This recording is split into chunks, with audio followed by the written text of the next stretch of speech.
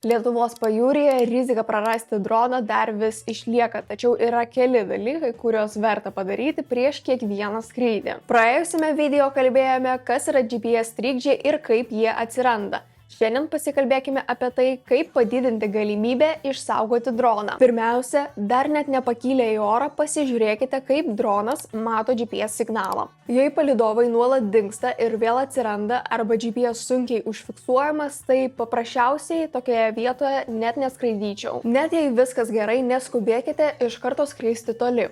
Ypač jei prieš akis jūra. Pakilkite maždaug į 10 metrų aukštį ir kelias sekundės stebėkite, kaip elgiasi dronas. Jei yra trikdžių, dažniausiai juos pastebėsite dar būdami visai netoli savęs. Dar vienas dalykas, apie kurį retas kas pagalvoja – skrydžio kryptis. Jei yra galimybė, misiją pradėkite prieš vėją. Jei GPS dingtų, vėjas droną neštų link jūsų. Skrydžio metu nepamirškite stebėti įspėjimų. GPS trikdžiai dažniausiai neatsiranda akimirksniu, jie stiprėja pamažu. Todėl vos pamatę pirmuosius perspėjimus, nelaukite, kol situacija taps rimtesnė. Kartais gali padėti net reljefas, nes trikdžiai sklinda tam tikromis kryptimis ir už kopos, kalvos ar pastato jie gali būti gerokai silpnesni. Todėl kai kuriais atvejais tiesiog pakanka sumažinti skrydžio aukštį. Šią informaciją tikrai verta pasidalinti su draugais, kurie turi droną, ypač tais, kurie planuoja skraidyti Lietuvos pajūryje.